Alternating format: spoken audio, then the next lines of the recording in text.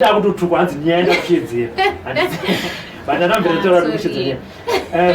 an issue that has been going on. Like I've said, 7,000, 4,000. The issue of Zodwa. The government says they've banned Zodwa from coming to Zimbabwe because of you, according to what we are saying. You wrote a petition. Okay. Take us through. Did you write the petition and to who? Okay, I started on my Facebook page. I have a talk show, Masuwa with Anne talk show. Okay.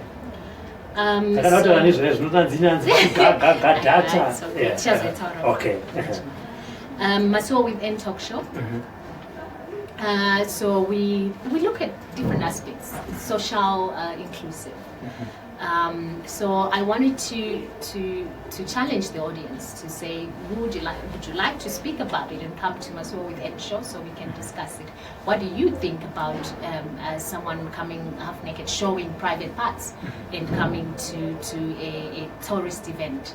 From what I understand, a tourism event itself portrays a picture of a country. The reason why USA right now is said to be the most powerful country in the world is not because they have everything in order. They do have gunshots as well, just like we have in Africa, but they have a certain way that they portray their country, and that is through tourism, and that is through media. So they put those two together and protect the picture of their country. European countries inclusive, they do that on a daily. So I was posing a question to say, as a country and as Africa and as Zimbabwe, what picture so far are we portraying about our country? Right. So that was my message, and I said, what do you think about Zodwa coming to the country, to the carnival, a tourism event? Why can't we also have a person who is Zimbabwean? Kana truguda edukuti vano entertain vanotamba tamba variko vanotamba tamba tadi kuvatoroyo vakotava mabasa arumidza muZimbabwe. So why don't we do that? Because the government lobbied for local content. It lobbied for local development and promotion. Saka tadi kutoroyo vavo vaonekwa papa. It's good for them. It's exposure. It's good monetary ones. Beverly, just even to mention names, it was not even specifically put in Indian, but I was lobbying for the fact that couldn't we have done it differently? Okay. Right. So after that, it was picked by the media, and the media ran with it, obviously. And then I felt the need to follow it up, because kanawa wataura or wataura, you shouldn't go back. And I still believe in what I believe in, and I still stand for that, and I respect everyone's opinion. My opinions are just as much as I am my opinions are. But they should also lobby for that. I lobbied for what I believed in. And then I drafted letters, 4 letters actually. It wasn't one to one ministry, it was to 4 ministries. Okay. And that I delivered on my own digital famba.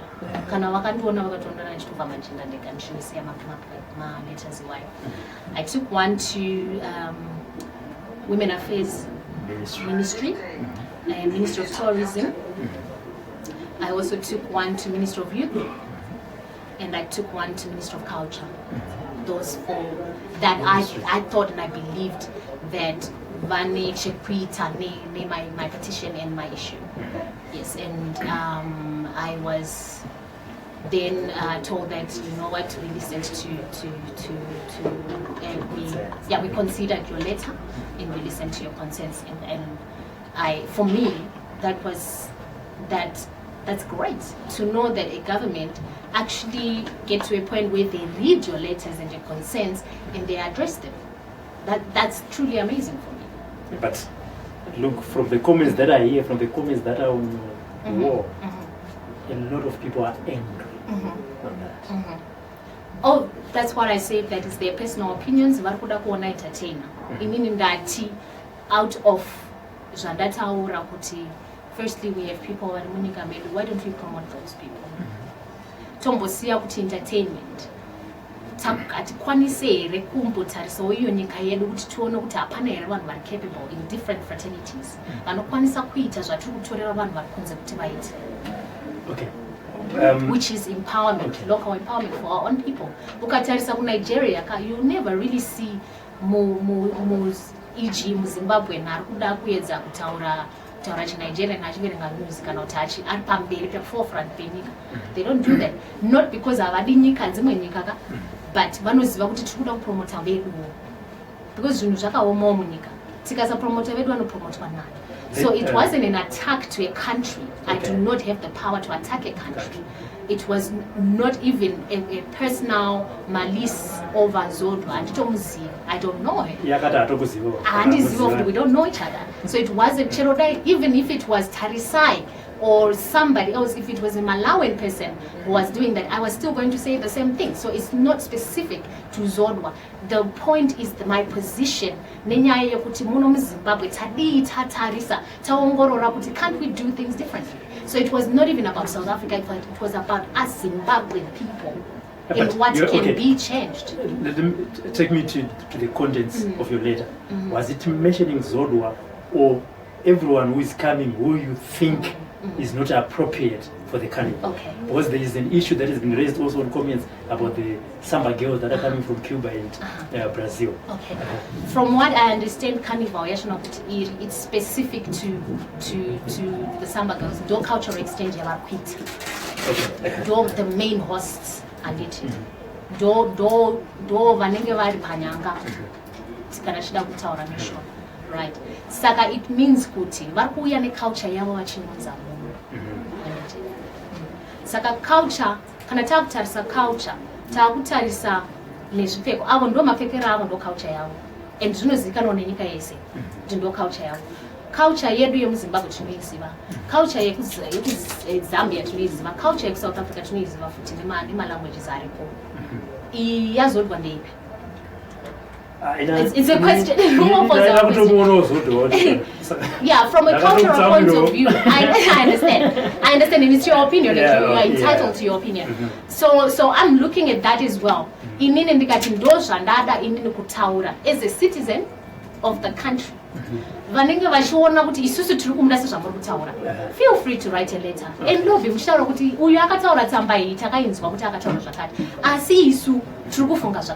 I did not go on a personal I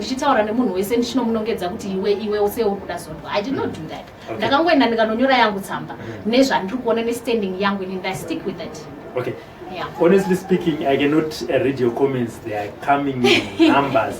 And because the issue that we are talking about is about Zodwa. So I will also try and ask the questions that some of you have been asking, because if I go through all the comments, some of them are just attacking. Can someone just send a question that I can ask Vimbai? Sorry. Anne, I'm back to Studio 263. She is in the studio. Send me a question, I can read it for you, then she can answer. The attacks, the messages that are coming, there are so much that it might end up being a TV program where I'm just attacking, reading all your comments. She has been reading this all along, and it's like what Nikki Goba Charenga says, underwear was brought by colonial people. Our ancestors didn't wear any. It's only in the last 100 years that we were told it's immoral. Vimbai Mabri, maybe I'm wrong, but I like this girl. Vimbai, go girl. I want to support her. I don't mean outside. Vimbai futi outside. Fungi mai kuti isutavinga nyaya Zodwa kana musiri kuibvunza chibhero. Aish. Murikutira chikwama naye vanzvazi. Type problem what is going on. We are discussing about Zodwa now. We are discussing why she wrote the petition. She has explained to us. She wrote to the Ministry of Women's Affairs, Tourism, Youth and Culture. We are talking about Zodwa. And Beverly both way. So why is she here if it's not about Zodwa?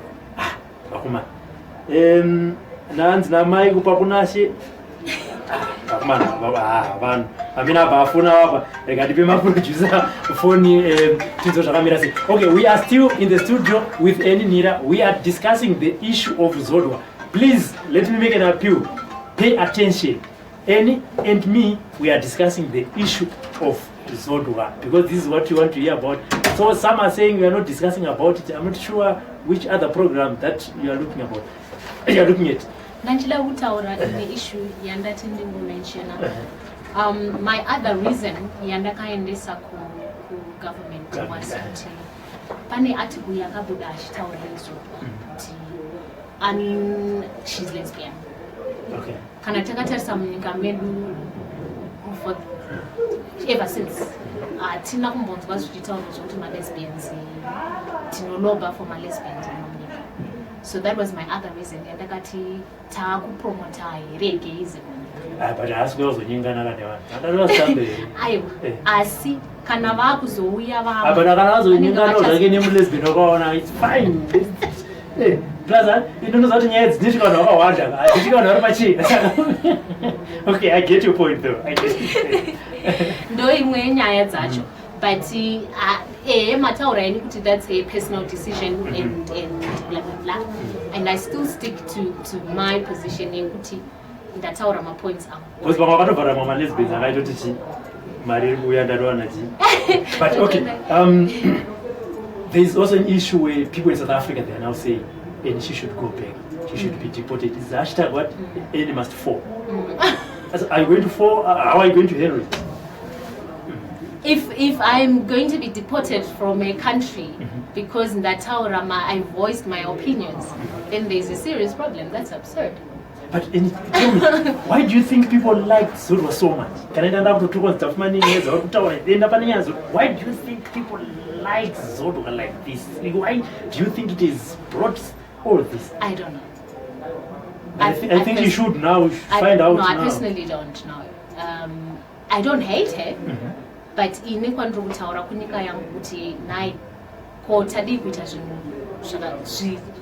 a different way. That's what I'm saying. So, like I said, it's not a personal attack on Zodwa. Not Canada on a personal level, of which I'm not going to do that. And I never did. I attacked, and I communicated my position.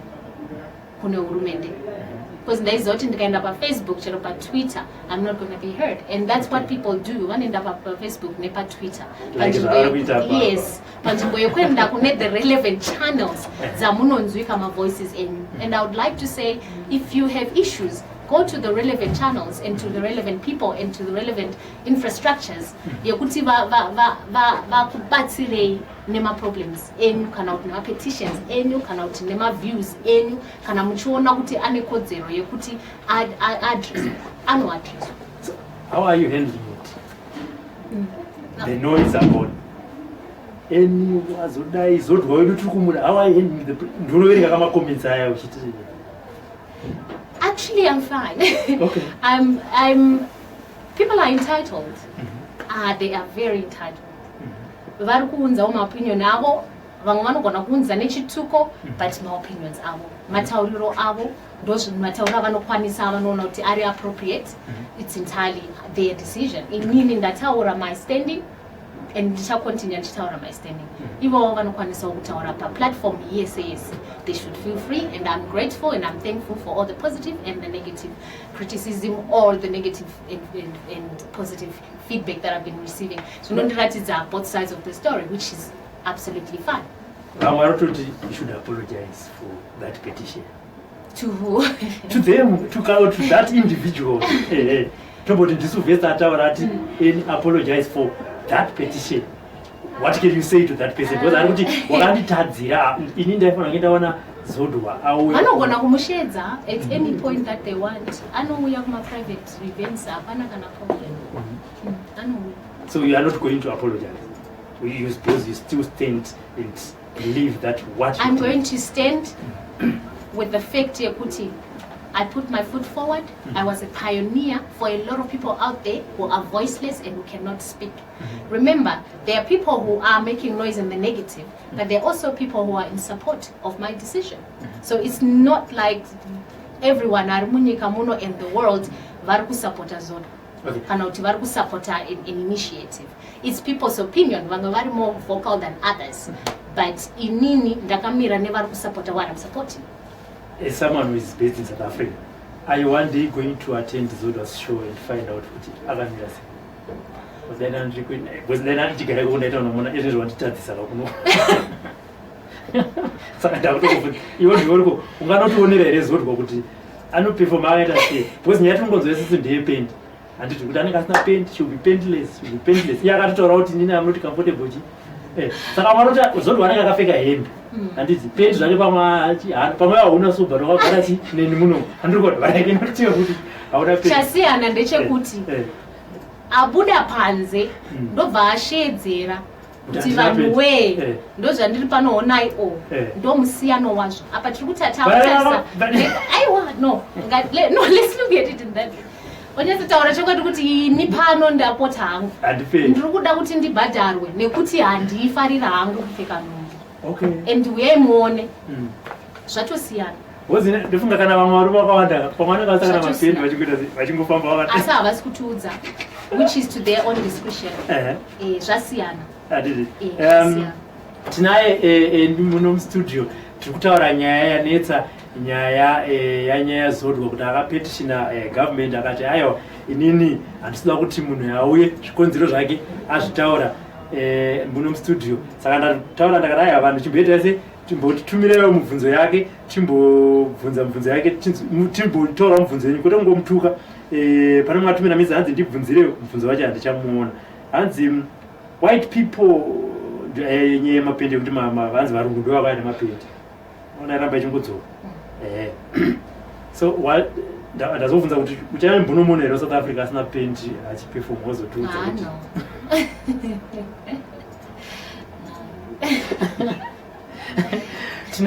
feel free zvenyu kuti nditendaka ini bhozi watitadzira inini vamwe vangu wakatitadzira we were looking forward to see a pendless Zodwa. Then you decided to petition the government.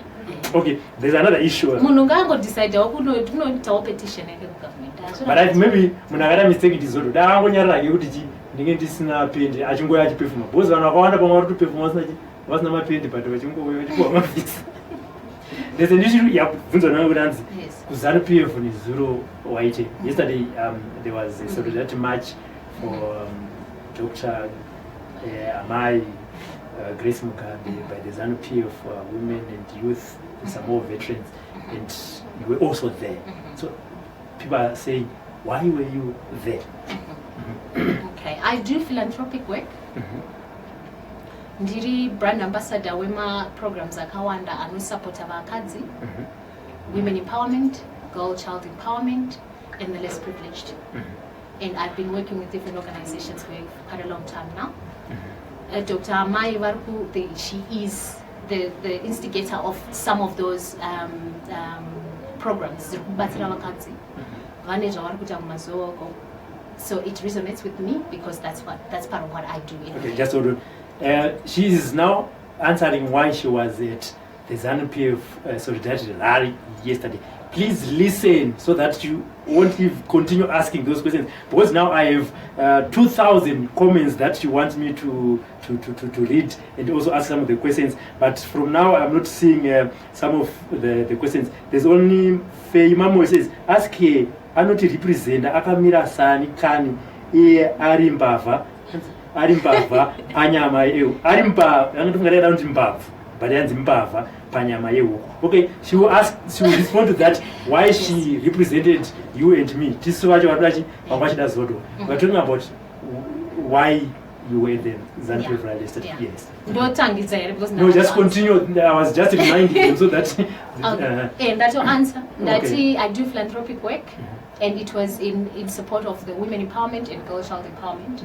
You know, Amai Varku Batsira, the less privileged as well, inclusive. Saka, it's specifically for that. Okay. Yes. Yeah. And Natatu Anotida, you are now fired. I think maybe it's me. And I'm now fired. I will see maybe by the end of the program. Never seen so many angry faces. Sugar Dombolo okay. Let's talk about this question. Who are you to represent us? Okay. Yes. Who are you to represent them? Okay. in everything that is being done in this world, and changes that have been made to countries and the world in societies, it has started with one person who speaks out. I'm not saying Mira, I know what I'm fired. Antinaka baby guy. Kiki and Naida Wora double Kupampama. Oh, they didn't make a rat. And a black build, Pamani film build. I want a black build. I know that's fine. Yeah. Nagandi Shiti. Everyone so far. And discuting no doubt bigger and discuting that kosha shaizo but if I want to post no Ndirukuti, I decided to speak out because it's my right. Okay. Right takai piwa, but we don't exercise it. Okay. For our different reasons. It might be fear, prejudice. It could be fear, it could be for different reasons. Ini kodzero nenyika ne world ne society takaipiwa yekuti kana waona pane zviri kukunetsa zvinokwanisa kugadzirisika taura. Okay. Hapana akarambidza munhu izvozvo. Saka ini handina kuzvipa mhasuro yekuti inini because ndaita mbabvu dzehuku sezvadzarewa. Ndakati I will speak out. Nyaya iri kundiconcern that I think needs to be addressed. And kana pane varuda kuuya kushow yangu uyai titaure nyaya iyoyo. Okay. Ndakatoshedza vanhu ndikati munobuda chakanaka here and ndingatoda munhu mungatobuda aiwa hazvina kana kushata ndongenda pamalist apa vanhu yesu varikukotsa makomenzi vari angry ndongoti imimichi endai kushow hanzichi uyai kushow. No, it's totally fine. It's okay. I would hear their personal opinion. So that was my position initially. Kuti ngatitaure nyaya, let's address some of these issues. Okay.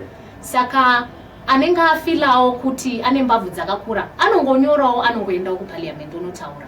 Hapana kuti wakakosha kudarika mumwe, but at the end of the day we're differentiated by kuti are you able to speak for yourself or you're not. Hanzina Pamela Kumar. Any Niri. Nhira. Any Niri. She's jealous with Zodwa. Are you jealous with Zodwa? I don't know her. There's no way I could be jealous of someone that I don't even know and I've never met. Okay. I'm not a malicious person. Li manyao. Na iwe eni. Unodi kurambidza beef. Question marking ka. Okay. Unodi kurambidza beef. Inini handina kurambidza beef andi. Inini ndati sei wauya tourism event. Okay. Tina ana beef. Oh, that person was not listening to and I they were not listening. Kuta Zimbabwe, my country, manyanya sekas ukuma roads atina busy nenyaya dzemabhurugwa. Yes. Should I answer that? Yes. Yes.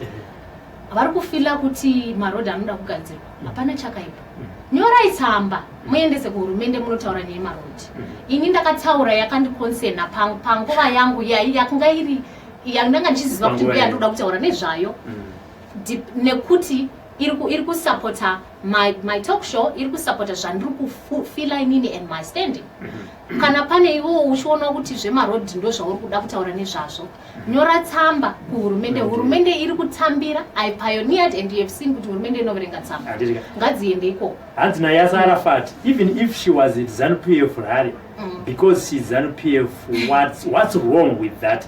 We have to support her. Hanzina Lavington Brown Paraiwa, saka bevu chatomuraya.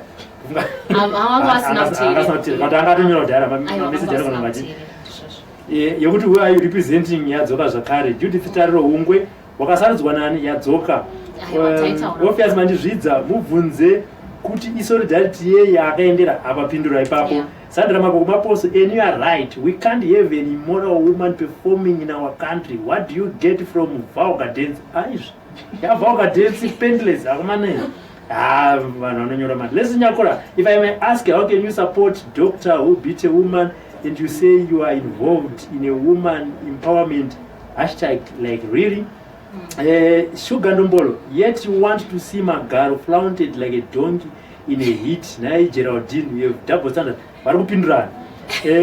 Judith Tariro Hungwe, Atikudi is in the area. Okay. Ruth Bakari Marere, I don't vote for you. Stand up ayo. Arupindran. Dungo pick up messages bozi. Akawanisa there are now more than 2,000. Nomatemba Primrose Ndebele. She was wearing political t-shirt. Abaisa maziso. That's hanzi ndo mabasa iriwa yangu wafambire. Ndo uniform kayanga iriko yekuti vanhu vese vapfeke pa nguva yacho iyoyo. Hanzi political t-shirt because tinatotsanangura political t-shirt vozi yazo ndakapfeka Zimb TV shirt.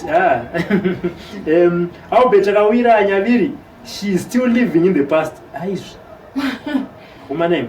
Shakanzina Sandra Irene, learn from my strive Masiwa. Have class. Some things are not for you to put your hands and lips on. I mean, what was my strive Masiwa?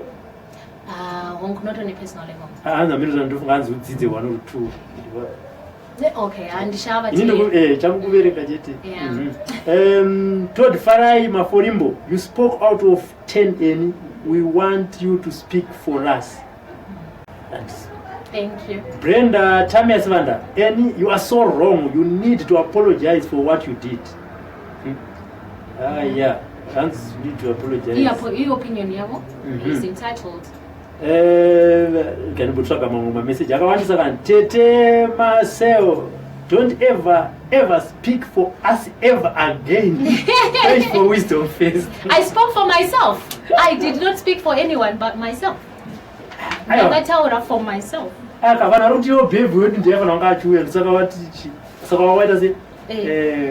did not speak for the nation. I spoke for myself.